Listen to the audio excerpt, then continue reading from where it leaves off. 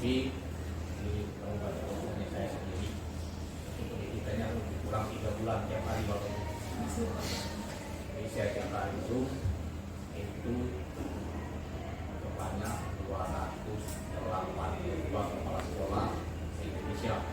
Itu Sumatera Selatan hanya 8. Jadi berkaitan dengan kami di juga. Mari kita majukan sekolah ini. Itu ada yang komentar-komentar, terutama di guru bahasa. Di guru bahasa itu saya masukkan itu. Tolong dikomentar. Karena saya melihat, karena di sini titik tolaknya numerasi. Karena berkaitan numerasi dan literasi. Jadi ini ada hubungan dengan rapor pendidikan. Semakin banyak guru penggerak di sekolah itu, maka semakin bagus. Apalagi itu Sapal Utara, saya harapkan seluruh bapak ibu tahu apa itu yang namanya mereka mengajar, mereka belajar, itu bagaimana.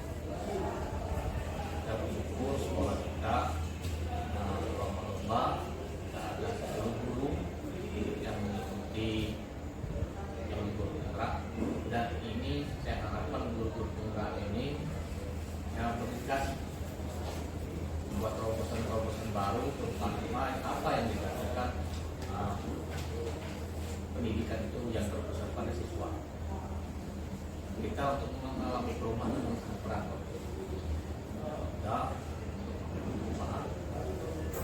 Jadi kalau mindset sudah saya di grup bahasa Indonesia sudah saya kirim komentar di OEM yang berkaitan dengan materi itu kemarin. Saya hari ini mulai pukul 1, kalau kemarin mulai dari pukul 10 sampai pukul 15 saya Zoom. Jadi yang fasilitatornya tidak ada orang Sumatera Selatan. Fasilitator saya adalah pengawas Jawa Timur. Jadi apa manfaat dari yang ini jalur guru penggerak 6 bulan ini? Saya 3 bulan itu rekognisi. Rekognisi itu adalah tambahan sertifikat kepala sekolah. Nah, khusus untuk yang saya harapkan nanti ada lagi sekarang ini pengajar praktek. Wanita silakan mau ikut Ibu Yunita angkatan 12 untuk menjadi pengajar praktek. Di sinilah kita akan menambah pengalaman. Tapi kalau seperti biasa-biasa kita seperti biasa seperti itulah malas data, tidak peduli. Kita sekarang di paradigma baru pendidikan. Orang-orang yang tidak mau ikut TGP itu akan ketinggalan. Seperti itulah. Dan siap-siap. Kalau yang tidak maju dengan saya tinggalkan. Jadi saya harapkan tolong ikuti, tolong sering buka yang namanya SIMPKB. Rajin-rajin buka SIMPKB. Banyak di situ kemajuan-kemajuan. Termasuk CGP, termasuk sekarang sertifikasi PPD, banyak di sana. Jadi kalau mengikuti perkembangan, sering baca. Saya pagi ini baca 3 jam Bapak Ibu. Modul ada 4 modul hari ini harus saya baca dan saya harus ambil kesimpulan. Jadi setiap hari saya baca. Lah umur 54 tahun, apalagi yang buku-buku. Sebenarnya saya tidak manfaat lagi, tapi minimal jadi praktisi pendidikan nantinya. Saya akan gunakan setelah pensiun sertifikat profesi ini akan saya jadikan praktisi pendidikan. Mudah-mudahan kami yang ada 280 sekian ini akan menjadi praktisi pendidikan di Indonesia ini. Jadi kami di Sumsel atau kemarin ada 5 orang yang sudah selesai, kemungkinan mereka yang muda menjadi pengawas di sini. Dan juga saya akan supervisi. Saya akan langsung, saya akan lewat. Saya tidak kenal waktu habis Agustus ini akan saya akan supervisi. Mana modul ajar, mana bahan ajar. Saya akan cross check dengan siswa. Kalau ATP-nya siswa dapat ini, begitu saya tanya 30%, tidak tahu Pak, ini yang salah sebagai guru. Itulah makanya harus banyak belajar dari guru. Sulit, berat ini guru. Hilangkan pola lama yang namanya catat buku sampai habis. Jadi bagaimana yang dikatakan pembelajaran berdasarkan diferensiasi yang membagi siswa menjadi 3 bagian. Kemarin waktu rapat sudah saya ingatkan dibuka di akhir September, masing-masing guru yang mengajar ada pemetaan pendidikan di kelas. Misalnya yang menengah ke bawah, dan itu harus dianalisa. Kalau tidak tahu kan superlawan aku bertanya analisis. Bagaimana menganalisa siswa? Dihilangkan yang paradigma yang selama ini suruh nyata, siswa yang suruh nyata. Ternyata kita SMK ini bukan ilmu yang tinggi. Kalau ilmu yang tinggi itu ke SMA. Tidak, ini bagaimana membentuk anak-anak SMK yang berkarakter jujur, disiplin, peduli terhadap lingkungan, bertanggung jawab. Itu yang kita bentuk anak-anak SMK. Pak Manudio pagi-pagi kita tepat waktu, masuk kelas-kelas bersih. Itu kita bentuk anak-anak SMK. Bagaimana menjadikan anak-anak itu lebih dan jurusan guru-guru umum itu membentuk anak-anak berkarakter. Itulah makanya kalau pelajaran akademik itu fisika, akademik fisika tidak tinggi-tinggi, tidak sampai rumus lima ini sudah masuk, itu sudah masuk. Karena saya SMA di Pawal, jadi tahu. Saya pernah belajar fisika itu 6 jam seminggu, matematika 6 jam seminggu, kimia 6 jam seminggu, biologi 6 jam seminggu, bahasa Inggris 5 jam seminggu. Jadi yang namanya pelajaran eksakta itu sudah jadi santapan saya sehari-hari waktu saya SMA dulu. Jadi kenapa IPA hanya di kelas 10 pakai kuliner? Itu hanya membentuk karakter. Nah, untuk guru bahasa Indonesia, bagaimana untuk anak yang menggunakan bahasa Indonesia yang baik? Yang baik itu bagaimana? Jangan kapan aku masuk di kelas itu bahasa dusun. Gitu dia, guru pakai bahasa dusun. Kalau bahasa Indonesia harus menggunakan bahasa Indonesia yang baik dan benar. Nah, yang benar itu tidak ada di dalam. Yang benar itu hanya buku. Kita gunakan bahasa Indonesia yang baik. Sering-sering nonton di YouTube. Ajari anak-anak itu jadi MC, pidato di kelas, berdoa, jangan cek kemarin. Saya sedih kemarin. Doa ngantuk nasib itu yang terbaik di kelas itu. Julia. Tidak Pak. Tidak. Bukan. Kebetulan kemarin ngambil dari OSIS. Anak PKL apa kelas 12 PKL kalau. Kan sedih. Siapa yang salah? Itu guru yang salah. Nah, makanya saya minta untuk guru bahasa Indonesia sebelum ngajar untuk materi suruh baca dulu setengah jam anak-anak. Dari baca itu terus simpulkan. Karena saya juga pernah jadi guru Bapak Ibu, 20 tahun lebih saya jadi guru. Jadi itu harapan kami. Terima kasih keputusan ini. Pada hari ini ada di ruangan Eva listrik. Silakan nanti di ruangan ini digunakan untuk masuk micro teaching. Kita perlu, ya, jika perlu guru-guru yang honor kita micro teaching kan di kelas ini. Suruh ngajar di sini. Guru-guru yang tinggi suruh micro teaching. Bagaimana micro teaching sebenarnya? Karena prinsip jadi guru itu harus menguasai kelas. Jadi saya kira demikian. Mohon maaf karena saya tadi Agus di sini akan melihat terima kasih. Saya ini wassalamualaikum warahmatullahi wabarakatuh. Waalaikumsalam warahmatullahi wabarakatuh. Silakan. Assalamualaikum warahmatullahi wabarakatuh. Waalaikumsalam warahmatullahi wabarakatuh. Yang terhormat Bapak Kepala SMK Negeri 3 Ogan Komplek Bulu, Bapak Berkat Hanafi SPD. Yang kami hormati Bapak Ibu Wakil Kepala SMK Negeri 3 Ogan Komplek Bulu. Yang saya banggakan Bapak Ibu Dewan Guru SMK Negeri 3 Oku yang berkesempatan hadir pada pagi hari ini. Puji dan syukur marilah kita panjatkan kehadirat Allah Subhanahu wa taala atas berkat limpahan serta karunia-Nya lah pada pagi hari ini kita bisa berkumpul di ruangan listrik SMK Negeri 3 Ogan Komplek Bulu dalam rangka diseminasi budaya positif modul 1.4 terkait dengan budaya positif. Salam dan salam tercurahkan kepada junjungan kita Nabi besar Nabi Muhammad SAW yang telah membawa kita dari zaman kegelapan ke zaman yang terang benderang seperti ini. Baik, untuk pagi hari ini sebelum kita memulai acara diseminasi budaya positif, marilah kita buka acara ini dengan melapaskan napas basmalah bersama-sama. Bismillahirrahmanirrahim. Baik, untuk hari ini nanti akan langsung disampaikan oleh calon guru penggerak angkatan 11 SMK Negeri 3 Ogan Komplek Hulu terkait dengan budaya positif yang akan dibersamai oleh Ibu Agus Triani. Kepada Ibu Agus Triani, waktu dan tempat dipersilakan. Terima kasih peserta, semoga saja ibu-ibu. Terima kasih atas kehadirannya di disiminasi saya budaya positif 1.4. Ini adalah tugas dari calon guru penggerak angkatan 11 saya untuk membuat aksi nyata di mulut 1.4. Di sini tentang budaya positif.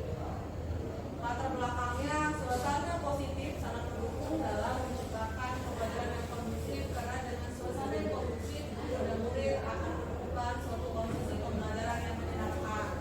Jadi kita harus tahu dulu kondisi siswa itu seperti apa, kondisi kelas kita seperti apa, maka kita bisa mengajar dengan menyenangkan dan siswa juga senang, sehingga proses pembelajaran akan berjalan lancar dan tanpa adanya sesuatu beban. Dengan adanya suasana yang positif akan membantu menggerakkan moral yang positif juga bagi murid, sehingga karakter murid tidak hanya terbentuk dari akademik atau intelektualnya saja, tetapi juga dari lingkungan sekitar.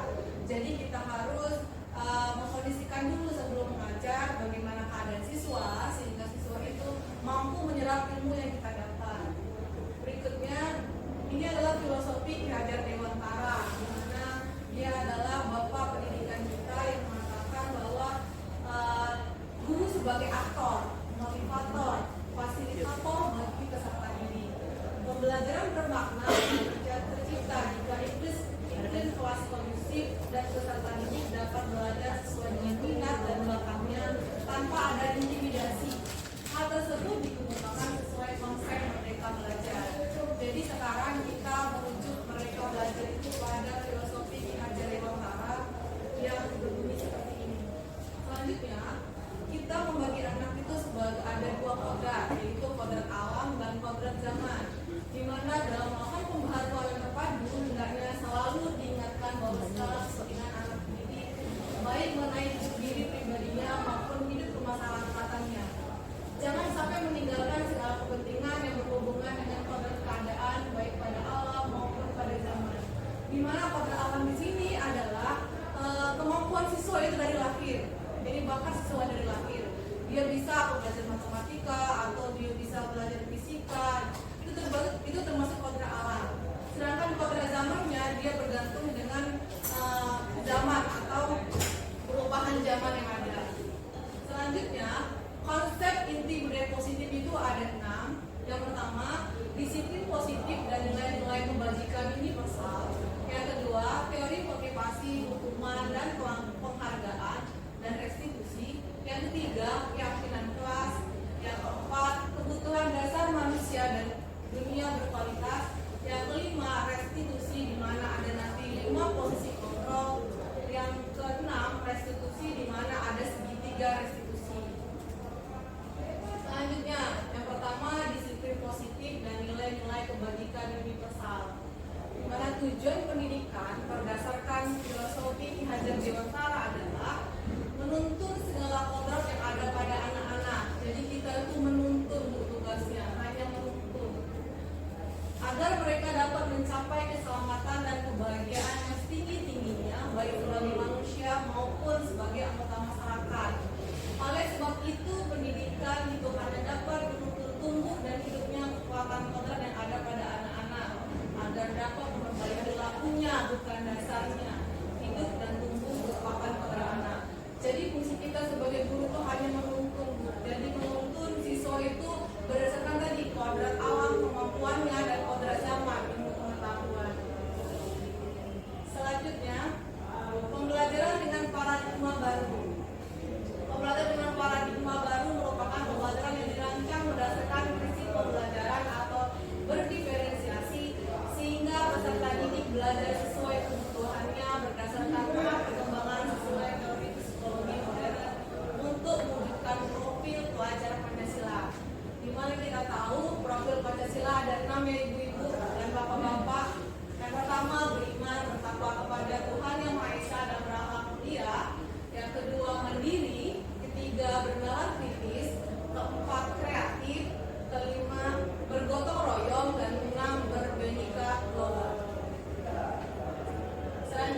Ada teori kontrol berdasarkan Dr. William Glasser, di mana dalam contoh teori kontrol ini berkembang dan dinamakan choose theory.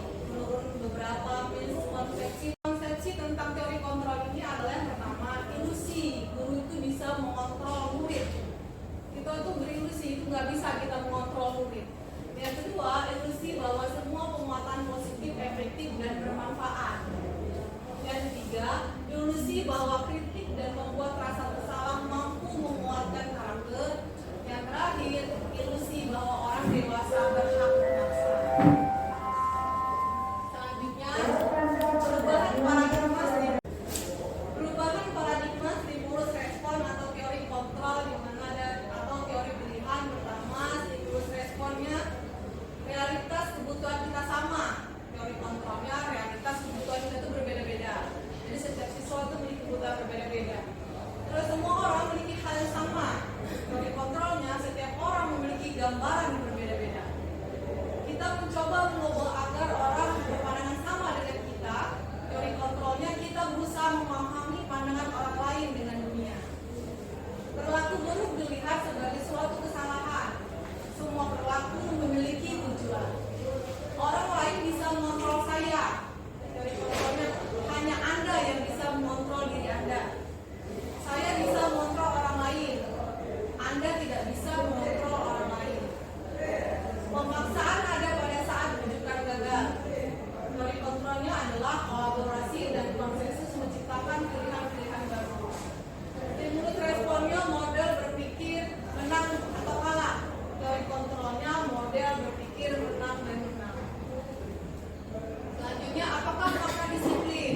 Disiplin berasal dari kata disiplina yang artinya belajar. Disiplin mengacu pada disiplin diri yang memiliki tanggung jawab terhadap apa yang dilakukannya berdasarkan nilai-nilai dan keyakinan.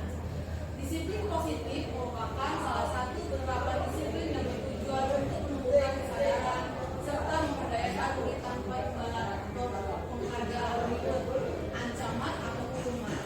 Jadi sebagai pendidik, tujuan kita adalah menciptakan murid yang memiliki disiplin diri sehingga mereka berlaku mengacu kepada nilai-nilai kebajikan universal dan memiliki motivasi intrinsik dalam perubahan perilaku ke arah yang lebih baik.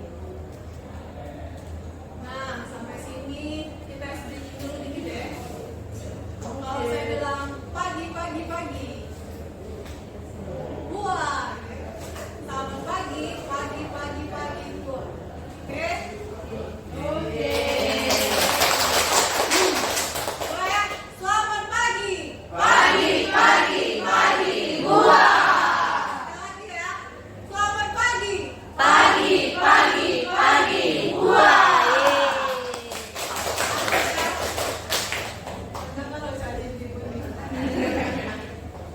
Terus dari motivasi, hukuman, dan penghargaan atau restitusi.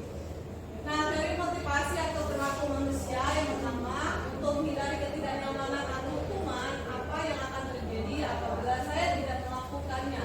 Itu adalah motivasi eksternal. Yang kedua, untuk mendapatkan imbalan dari orang lain atau institusi, apa yang akan saya dapatkan apabila saya melakukannya. Itu motivasi eksternal. Yang ketiga, untuk menghargai diri sendiri. Saya akan menjadi orang yang seperti apa bila saya melakukannya. Itu adalah motivasi internal atau tujuan disiplin positif.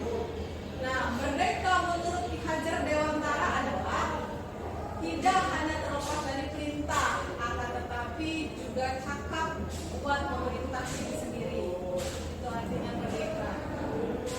Menurut Alfikon dalam Panis by Reader mengatakan, baik penghargaan maupun hukuman adalah cara-cara mengontrol perilaku seseorang yang menghasilkan potensi untuk belajar yang sesungguhnya.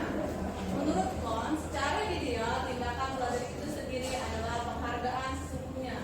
Kon juga mengemukakan beberapa pernyataan dari hasil pengamatannya selama ini tentang tindakan memberikan penghargaan yang nilainya sama dengan menghukum seseorang, yang artinya dihukum oleh penghargaan.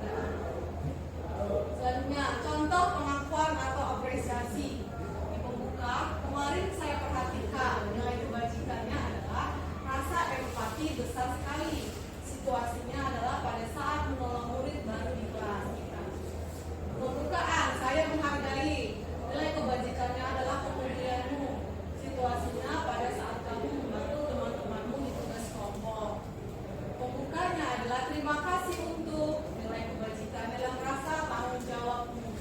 Situasinya pada saat kamu menguatkan kertas-kertas yang berserak di lantai. Selanjutnya, nah sekarang ini ada hukuman dan konsekuensi. Saya minta ibu-ibu dan bapak-bapak untuk mengisi perbedaan hukuman dan konsekuensi dari pernyataan ini. Yang pertama, mencatat 100 kali di dalam buku kalimat saya tidak akan terlambat lagi karena terlambat ke sekolah, termasuk hukuman atau konsekuensi kira-kira. Hukuman ya. Yang kedua, lari mengelilingi lapangan basket 2 kali karena terlambat hadir di sekolah. Konsekuensi. Oke, kita simpan dulu ya. Ketiga, murid diminta untuk push up 15 kali karena tidak menggunakan masker ke sekolah. Kompak ini hukuman galau ya. Yang keempat, menggantikan kertas tugas teman yang telah dicoret-coret. Yang kelima, membersihkan tumpahan air di meja tulis karena tersenggol pada saat belajar. Yang keenam, murid disuruh untuk tidak mengenakan sepatu seharian di sekolah karena tidak mengenakan sepatu hitam. Ada yang konsekuensi. Yang terakhir, lari menuju lapangan basket 2 kali karena terlambat 10 menit untuk pelajaran PJOK. Tadi yang pertama tadi hukuman ya. Yang kedua tadi hukuman. Yang ketiga hukuman. Ada hukuman, ada konsekuensi. Yang keempat konsekuensi.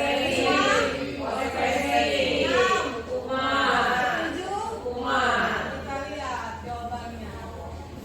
Yang pertama adalah lari mencatat 100 kali dengan kalimat tidak terlambat, itu termasuk hukuman. Lari melalui lapangan basket 2 kali karena terlambat hari di sekolah, itu termasuk hukuman. Push up 15 kali termasuk hukuman. Terus menggantikan kertas tugas teman yang telah dicoret-coret termasuk konsekuensi. Membersihkan tumpahan air di meja tulis karena tersenggol pada saat belajar termasuk konsekuensi. Murid disuruh untuk tidak mengenakan sepatu sehari di sekolah karena tidak mengenakan sepatu hitam termasuk hukuman. Lari mengelilingi lapangan basket 2 kali karena terlambat 10 menit untuk pelajaran PJOK disebut konsekuensi. Lanjut, apa itu restitusi? Nah, ini jarang terdengar ya Bu, ibu-ibu bapak, restitusi. Nah, restitusi itu adalah proses menciptakan kondisi bagi murid untuk memperbaiki kesalahan mereka sehingga mereka bisa kembali pada kelompok mereka dengan karakter yang lebih kuat. Restitusi juga merupakan proses kolaboratif yang mengajarkan murid untuk mencari solusi untuk masalah mereka dan membantu murid berpikir tentang orang seperti apa yang mereka ingin menjadi tujuan dia dan bagaimana mereka harus memperlakukan orang lain. Lanjut, nah ini ada 2 bagian identitas gagal dan identitas sukses, di mana identitas gagal itu adalah hukuman dan identitas sukses itu adalah disiplin, di mana ada konsekuensi dan restitusi. Di identitas gagal atau hukuman adalah ini, sesuatu yang menyakitkan harus terjadi, sedangkan konsekuensi adalah sesuatu yang harus terjadi dan restitusi merupakan pilihan. Jadi kalau restitusi itu disuruh berpilih. Yang kedua, hukuman itu adalah tidak nyaman untuk murid atau anak untuk jangka waktu panjang. Kalau konsekuensi tidak nyaman untuk murid untuk jangka pendek, sedangkan restitusi adalah menguatkan untuk murid atau anak dalam jangka waktu panjang. Dapatkan keadilan di hukuman. Konsekuensi, korban bisa diabaikan. Dan di restitusi, korban mendapatkan ganti. Selanjutnya, di hukuman, murid atau anak akan tersakiti. Kalau di konsekuensi, murid atau anak dibuat tidak nyaman, sedangkan di restitusi, murid atau anak mendapat penguatan. Selanjutnya, perilaku pasif agresif meningkat di hukuman. Yang konsekuensi, penguatan hanya bertahan dalam jangka waktu pendek, restitusi masalah terpecahkan. akan berjalan bila murid tidak takut kalau hukuman. Kode konsekuensi merupakan monitoring dan supervisi terus-menerus dari guru. Di restitusi, murid belajar bertanggung jawab atas perilakunya. Berlaku hanya pada sebuah institusi, tidak berlanjut pada kehidupan nyata. Kalau konsekuensi membantu penerapan mengikuti peraturan dalam masyarakat, sedangkan restitusi fokus pada pemecahan masalah dalam jangka waktu panjang.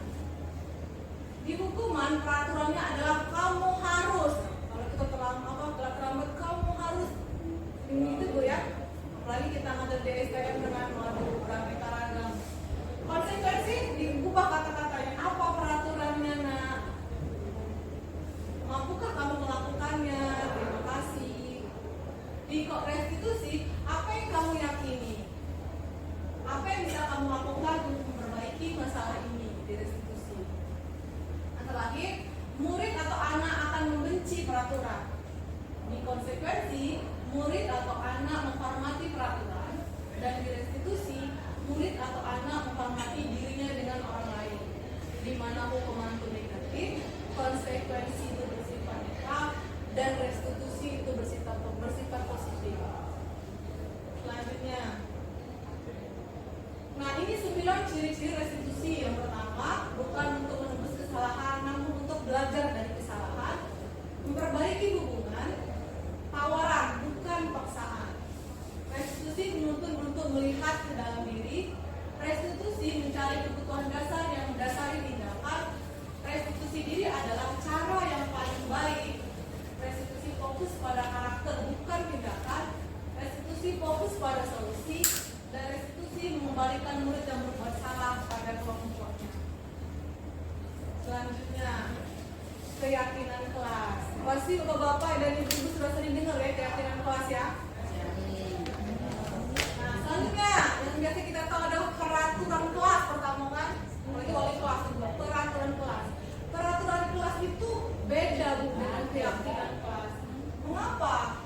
Mengapa harus keyakinan kelas? Pertama contoh. Mengapa kita memiliki peraturan hanya harus menggunakan helm bila mengendarai kendaraan roda 2? Kenapa Bu kira-kira? Untuk apa? Keselamatan. Selanjutnya, mengapa kita memiliki peraturan 3M, menggunakan masker, mencuci tangan, dan menjaga jarak 1,5 meter? Untuk apa itu? Tadi keselamatan, sekarang keselamatan. Terus mengapa kita memiliki peraturan harus datang tepat waktu pada saat mengikuti pelatihan? Disiplin. Nah, pinter-pinter gaul ibu-ibu ini. Tepuk tangan dong. Untuk mendukung motivasi interistik itu, kembali ke nilai atau keyakinan lebih menggerakkan seorang dibandingkan mengikuti serangkaian peraturan. Keyakinan kelas itu adalah nilai-nilai kebajikan universal yang disepakati secara tersirat dan tersurat lepas dari latar belakang suku, negara, bahasa maupun agama. Seseorang akan lebih bergerak dan semangat untuk menjalankan keyakinannya daripada hanya sekedar mengikuti serangkaian peraturan tertulis tanpa makna.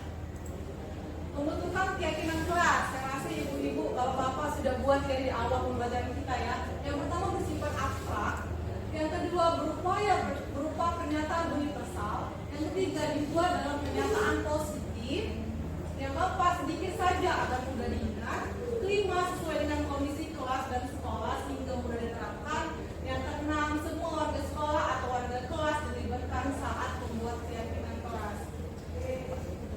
Nah, ini ada peraturan, saya minta ibu dan bapak mengisi. Di sini ada peraturannya, ini keyakinan kelasnya. Tadi kan kita tahu pertama kalau keyakinan kelas itu harus berupa kalimat positif. Jadi kalau kita buat pertama peraturan, selalu kembalikan buku ke tempatnya. Kira-kira apa keyakinan kelasnya? Rapi. Ada lagi disiplin ya. Kita simpan dulu ya. Terus yang kedua, dilarang mengganggu orang lain. Menghormati ya. Yang ketiga, hadir di sekolah 15 menit sebelum pembelajaran dimulai. Disiplin ya. Tepat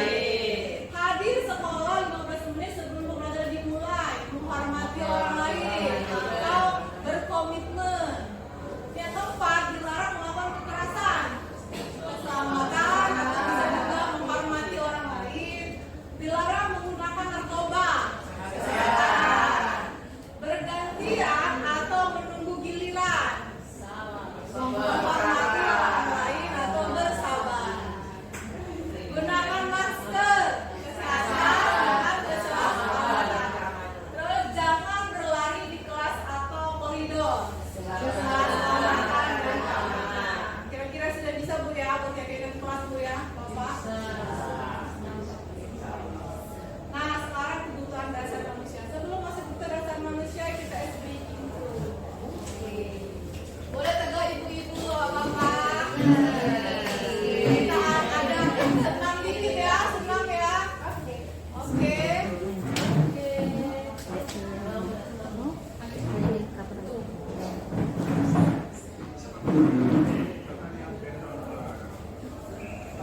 Maaf ya Bu, nggak premium.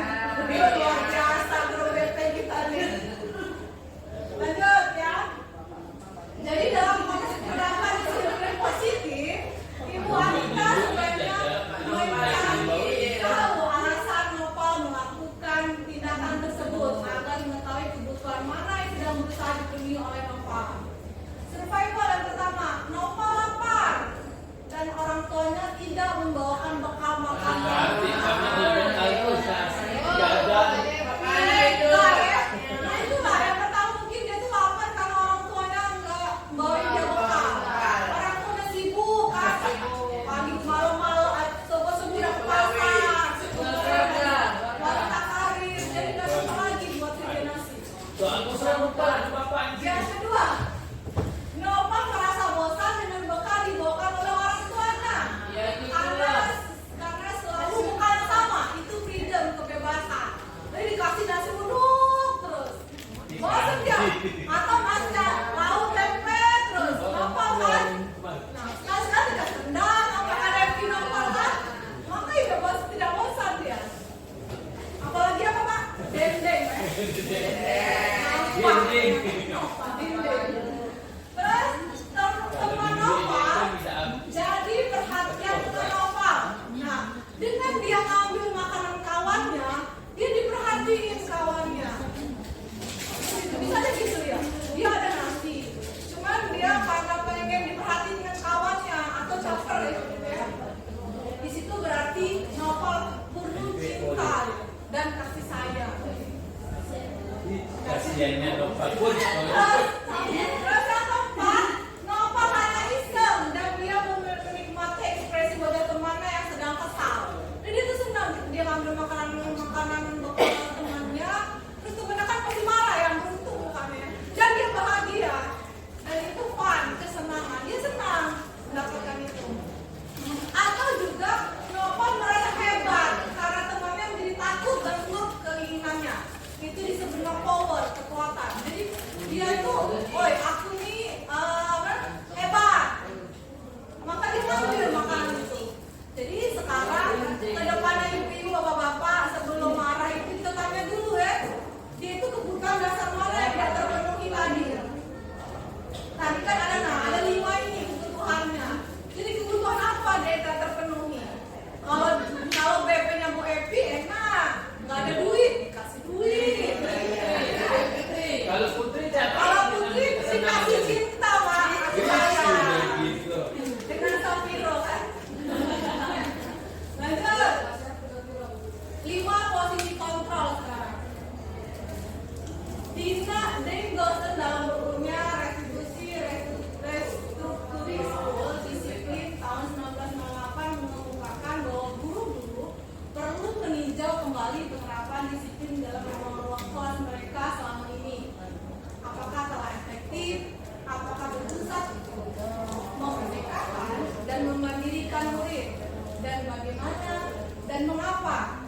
Melalui serangkaian riset dan berdasarkan pada teori kontrol Dr. William Glasser, Gossen berkesimpulan ada 5 posisi kontrol yang diterapkan seorang guru, orang tua, ataupun atasan dalam melakukan kontrol. Kelima posisi kontrol tersebut adalah pertama penghukum, yang kedua membuat rasa bersalah, yang ketiga teman, yang keempat pemantau, dan yang terakhir sebagai manajer. Jadi bapak dan ibu guru bisa tahu nih nanti posisi bapak ibu guru itu ada 5. Sekolah sebagai penghukum, membuat rasa bersalah, teman, pemantau, atau sebagai manajer. Sekarang kita tonton dulu video yang pertama ya bapak ibu.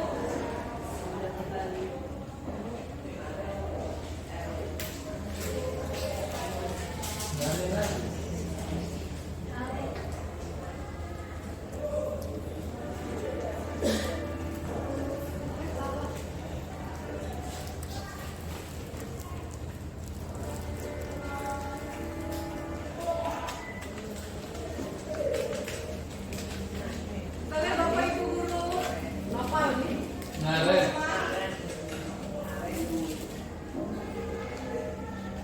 Naren, sini kamu. Selalu terlambat. Kamu deh, pasti terlambat. Maaf, saya Apa? Apa coba? Alasan kamu apa lagi? Kapan sih kamu tidak terlambat? Malah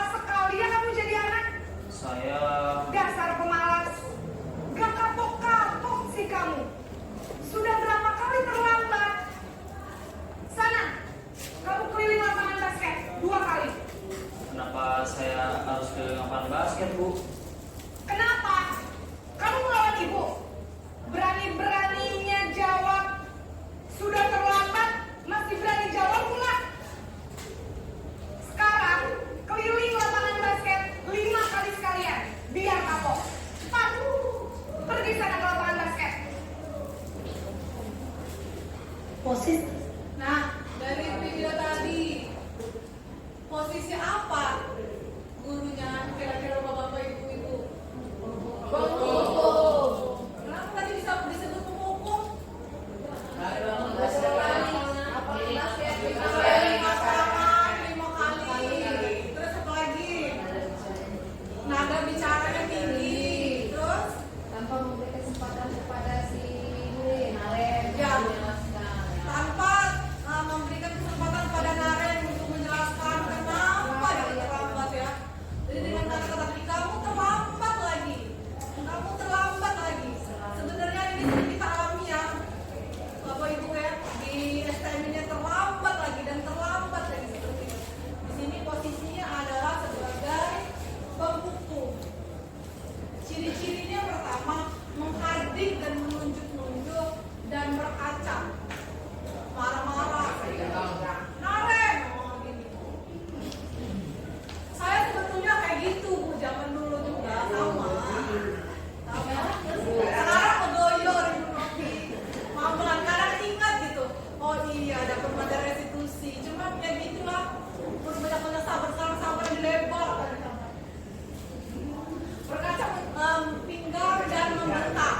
Itu termasuk hukuman, hukum. Hukuman fisik atau verbal. Harus disuruh push up, disuruh sit up, atau disuruh lari. Itu tadi lari Narennya 5 kali. Terus dampaknya terus menjadi pendendam. Ada yang pendendam gitu. Oh ibu itu sudah menghukum saya. Diingatnya terus. Terus yang kedua, tidak menyukai guru mata pelajaran di aku. Jadi nggak senang dengan pelajaran itu dia. Itu adalah ciri-ciri dan dampak dari posisi kontrol yang pertama, yaitu menghukum. Selanjutnya,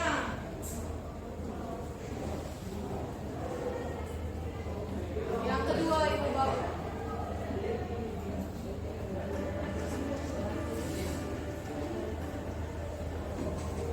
Nah kita lihat ya yang kedua.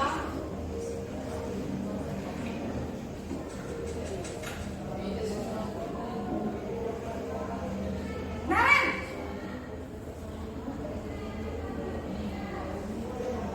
Selamat pagi, Bu.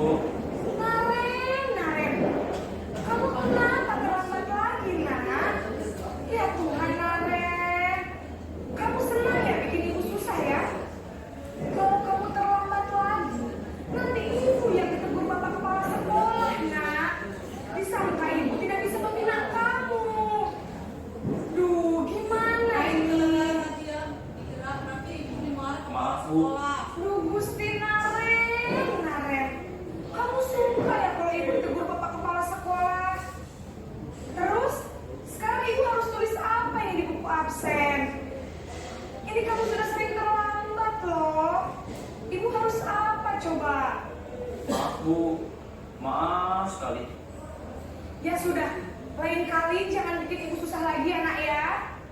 Ibu tidak akan kuat lagi kalau kamu begini terus. Bisa jantungan kalau ibu tegur bapak kepala sekolah. Sana cepat ke kelas. Maaf ya, Bu. Maaf sekali. Oke, jadi posisi kontrol yang kedua kira-kira apa Bu Ibu Bapak? Membuat rasa bersalah. Kan ini kata-katanya tadi. Naren tolong ibu, nanti ibu kena marah kepala sekolah. Jadi si Naren itu merasa bersalah kan? Kalau sampai ibu guru tadi dimarah oleh kepala sekolah. Nah, jadi yang video kedua tadi adalah membuat rasa bersalah. Ciri-cirinya suara cenderungnya lembut, tenang, namun kata-katanya menyalahkan murid. Jadi dia tuh halus, cuma tetap menyalahkan murid. Yang kedua, guru akan menyatakan hal-hal yang merasa kesalahan pada murid dengan membuat guru menderita. Ya, tadi katanya nanti ibu kena marah kepala sekolah. Seperti itu. Nah, jadi siswa itu kan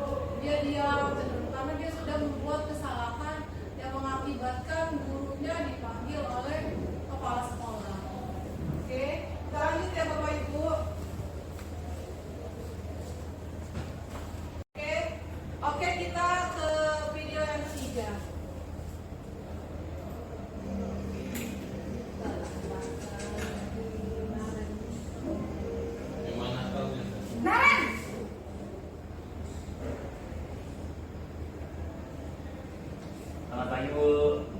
Wah, sudah jam berapa ini nak? Terlambat lagi ya saya. Iya Bu, habis ibu saya lupa membangunkan saya Bu. Kamu malah menyalahkan ibu kamu. Kamu bukannya anak yang larinya paling kencang. Kok terlambat sih? Iya Bu, saya memang terlambat bangun tadi. Jadi biarpun saya lari kencang, tetap gak kejar Bu.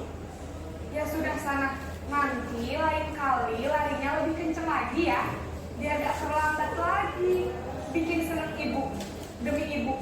Bisa kan? Bisa lah Bu. Ya sudah sana masuk kelas. Ibu beresin urusan absen kamu. Kamu ini ada-ada saja. Oke, dari video ketiga kira-kira posisi kontrol kita sebagai apa Ibu? Apa? Sebagai teman. Kata-katanya ini lembut banget kalau kata teman saya. Kamu kenapa terlambat lagi? Kenapa kamu terlambat lagi sayang? Katanya. Jadi sebagai teman. Kira-kira di STM bisa nggak diterapi seperti ini? Bisa. Nanti ke depannya kita sama-sama belajar ya. Nah di sini bagi teman, ciri-cirinya seorang guru akan ramah, cenderung bersegera gurau untuk menghangatkan suasana. Yang dampaknya murid akan bergantung kepada satu orang. Tadi dia bergantung kepada gurunya kan untuk membereskan absennya tadi. Dia nggak ditulis apa-apa. Terus murid tidak mandiri dan tidak bisa berpikir untuk diri sendiri. Jadi dia nggak mandiri, bisa aja dia hari berikutnya pulang lagi dia terlambat. Kita lanjut ke video yang keempat.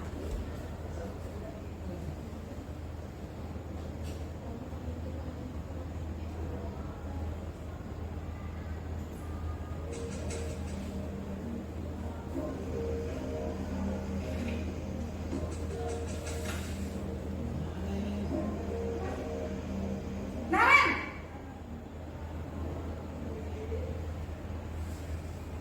Selamat pagi Bu. Naren, apa peraturan sekolah kita tentang jam berapa kita harus masuk sekolah, nak? Kita harus di sekolah jam 7 Bu. Iya betul, sekarang sudah jam 7.20. Naren sudah tahu konsekuensinya jika terlambat hadir. Paham Bu, saya harus tinggal kelas pas jam istirahat selama 20 menit. Iya benar, konsekuensinya demikian. Jadi nanti jam 9.30 pas istirahat, kamu harus tinggal di kelas, kerjakan tugas tambahan untuk ketertinggalan kamu, ya? Baik Bu. Nah kira-kira yang keempat sebagai apa dia? Posisi kontrolnya sebagai pemantau. Dari tadi kan dia ngomong dia terlambat. Jadi konsekuensinya apa? Ingat nggak konsekuensinya apa? Dia istirahat harus melebih 20 menit karena dia terlambat 20 menit. Di sini pemantau ciri-cirinya adalah bersuara datar, tidak emosional, tidak bersenda gurau ataupun menggunakan suara tinggi. Tercipta identitas diri positif atau berhasil, pemantau perlu senantiasa memantau. Pada saat murid memberikan sanksi, maka guru harus selalu mengawasi. Dampaknya, murid akan menghitung konsekuensi dan hadiahnya tanpa memahami sepenuhnya nilai kebajikan yang dituju. Dan selanjutnya, murid tidak sepenuhnya mandiri. Ini kalau kita sebagai posisi pemantau. Yang terakhir, video yang terakhir.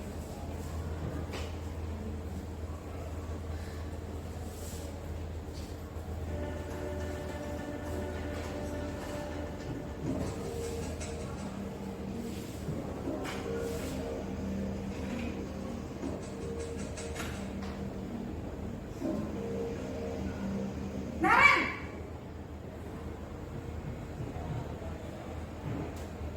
Selamat pagi Bu. Selamat pagi, Naren. Maaf Bu, saya terlambat. Iya, sekolah masuknya jam 7, sekarang sudah jam 7.20. Jadi sekarang bagaimana ini, Naren? Maaf Bu, saya lupa setel alarm saya semalam. Baiklah, menurut kamu, kira-kira sekolah yang mana yang perlu kamu tingkatkan? Menghargai diri sendiri dan orang lain mungkin ya Bu. Setuju. Jadi, apakah Naren meyakini prinsip saling menghormati tersebut? Iya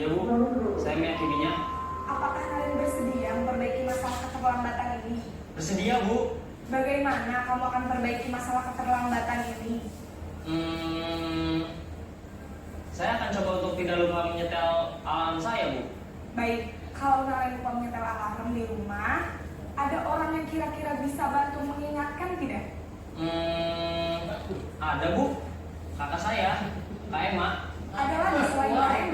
Selain Kak Emma, ada ibu saya. Baik, jadi yang mengingatkan Naren adalah Kak Emma dan ibu kamu ya?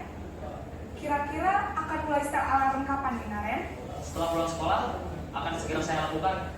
Baik, jadi Naren akan setel alarm untuk bangun besok pagi dan akan diingatkan oleh kakak dan ibunda Naren ya. Ada lagi yang mungkin perlu dilakukan Naren agar tidak terlambat bangun lagi? Tidak ada, Bu. Baik Naren, terima kasih untuk kerjasama kamu. Sekarang kamu perlu kembali ke kelas untuk belajar. Baik, Bu. Terima kasih. Nah, yang untuk video kelima kira-kira posisi kontrol kita sebagai apa, Bapak Ibu? Nah, sebagai manajer dimana kita tadi apa menanyakan keyakinan kelasnya, apa keyakinan kelas yang sudah kamu langgar, seperti itu. Terus satu lagi, bagaimana solusinya, bagaimana kamu ke depannya untuk memperbaiki kesalahan tersebut. Di situ adalah penekanan kita sebagai manajer. Kita ingatkan terus dan tentang keyakinan kelas yang kita buat di awal itu apa, keyakinan kelas yang dibuat oleh wali kelasnya dengan disepakati bersama-sama, dan bagaimana cara tindak lanjutnya. Jadi peran kita sebagai manajer. Adapun ciri-cirinya, suaranya netral, tidak emosional, tidak terlalu ramah dan tidak bernada tinggi. Tercipta identitas positif atau berhasil. Guru akan dengan tulus mengajukan pertanyaan-pertanyaan bermakna agar membuka pikiran murid. Guru membimbing murid untuk memecahkan masalah secara mandiri. Dampaknya, murid itu mandiri, percaya diri dan dapat memecahkan masalah. Kira-kira yang paling terbaik itu apa kira-kira dari kelima posisi kontrol itu Bapak Ibu? Yang terbaik. Jadi kita berusaha terus ya menjadi manajer. Sekarang pernyataan di bawah ini tadi. Ya, membuat 5 posisi kontrol tadi ya. Nah, dari kata-kata ini ada tadi sebagai pertama tadi sebagai pemukul, membuat rasa bersalah, teman, terus pemantau. Kira-kira kalau ada statement seperti ini, saya kecewa sekali dengan ini. Kira-kira prosedur sebagai apa? Membuat rasa bersalah. Kita simpan dulu ya jawabannya Bapak Ibu. Yang kedua, kamu tidak pernah benar melakukannya. Menghukum ya, menghukum yang kedua. Yang ketiga, ayolah lakukan demi ibu atau bapak. Teman. Ketiga, apakah kamu mau mendapatkan stiker bintang hari ini? Memantau ya, sepakat semua sepertinya. Yang ketiga, bagaimana kamu bisa menyelesaikan masalah ini? Yang terakhir, kamu selalu yang paling terakhir. Ngomong dia, kamu selalu yang terakhir. Berarti dia sebagai kita lihat jawabannya ya.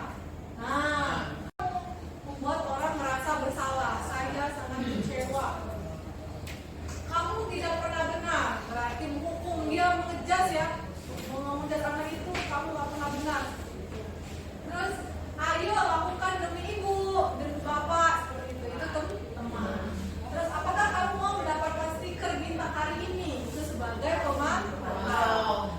Yang terakhir, yang keempat, yang kelima, bagaimana kamu bisa menyelesaikan masalah ini sebagai manajer? Dan terakhir, kamu selalu, kata-kata selalu itu. Yang paling terakhir berarti sebagai pemukul.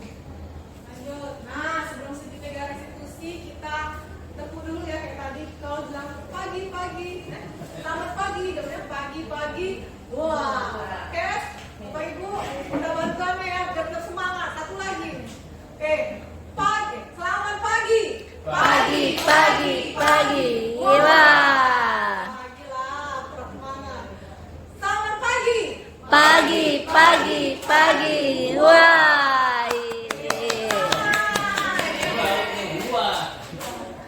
Nah, tadi suruh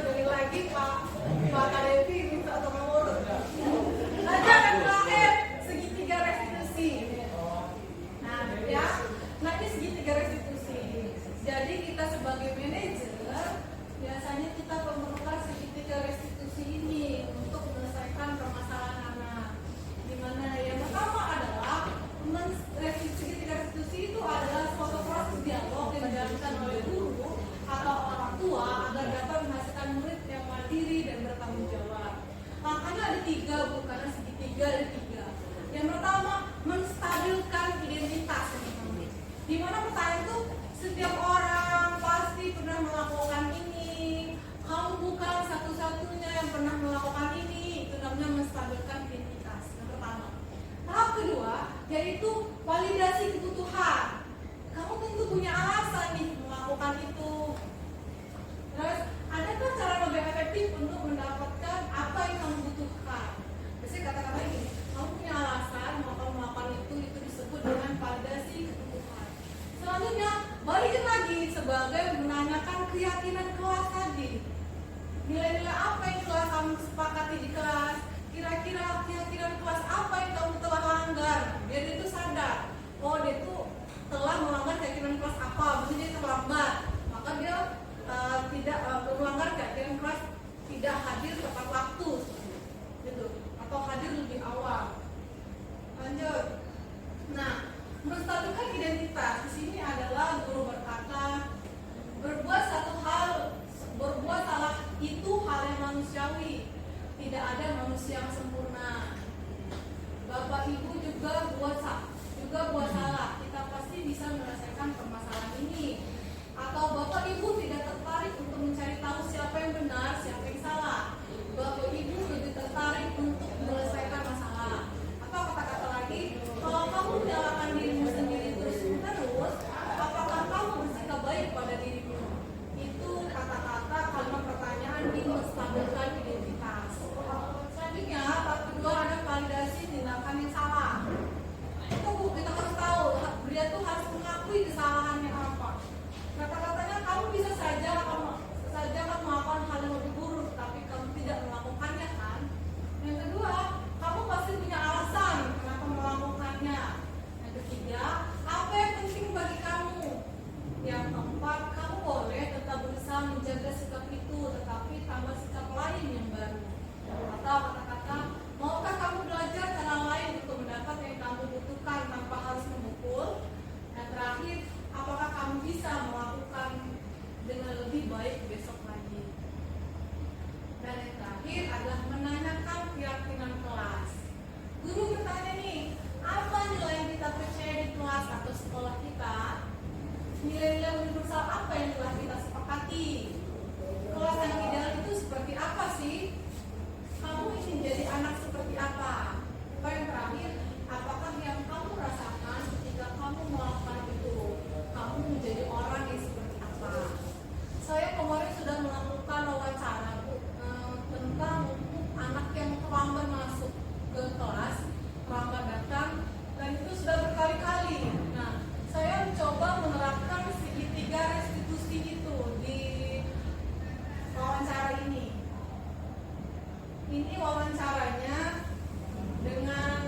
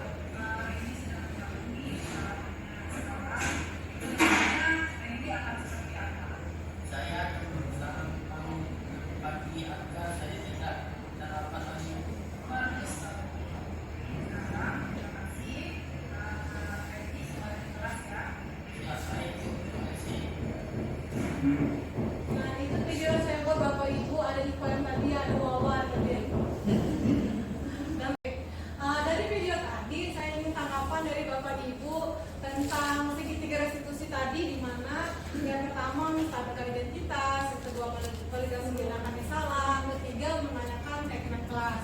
Saya minta pertama Ibu menstabilkan identitas. Siapa yang bisa tolong bantu saya Ibu? Oke. Ya silakan Ibu Kiki. Berdasarkan video yang diberikan oleh Ibu Yani tadi, yang bagian menstabilkan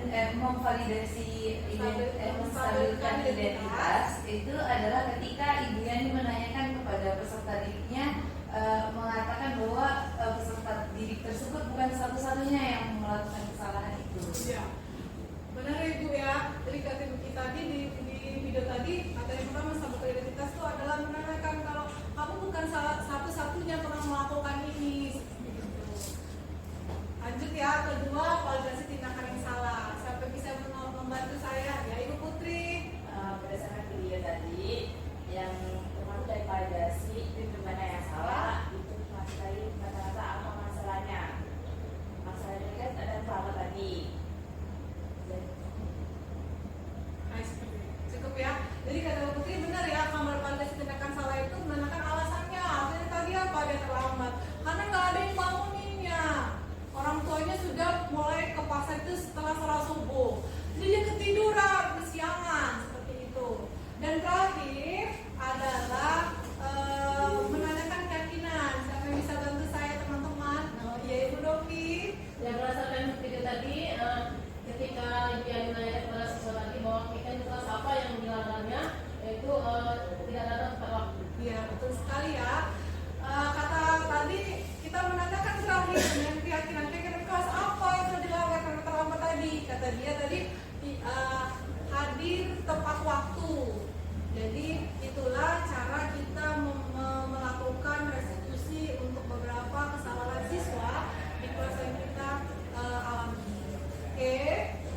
Selanjutnya, nah penutupnya dalam penerapan program disiplin positif, gunanya guru minimal dan pribadian profesional dan sosial yang baik, di mana guru mampu merefleksikan dalam posisi pembelajaran bagaimana perjalanan dirinya sebagai among atau manajer yang menuntun murid-muridnya menjadi insan yang baik, merdeka, dan bertanggung jawab. Demikian presentasi dari saya. Terakhir kita selamat pagi lagi ya, apa semangat ya. Selamat pagi. Pagi. Ya. Wassalamualaikum warahmatullahi wabarakatuh. Salam warahmatullahi. Baik, luar biasa sekali pemaparan dari Ibu Agustriani terkait dengan budaya positif. Semoga hari ini yang berkesempatan hadir hari ini bisa memberikan ke anak didiknya, ke teman-teman yang ada di sekitarnya, bahwasanya untuk menciptakan budaya positif ini banyak sekali manfaatnya untuk diri kita sendiri, untuk orang lain, ataupun untuk siswa kita. Yang terpenting adalah bagaimana menciptakan suasana pembelajaran yang berpihak pada murid. Oke, terima kasih untuk kehadirannya hari ini. Terima kasih untuk Ibu Agustiani yang luar biasa sekali. Bapak Ibu yang berkesempatan hadir, dari saya mengucapkan terima kasih. Saya tutup. Wassalamualaikum warahmatullahi wabarakatuh. Waalaikumsalam warahmatullahi wabarakatuh.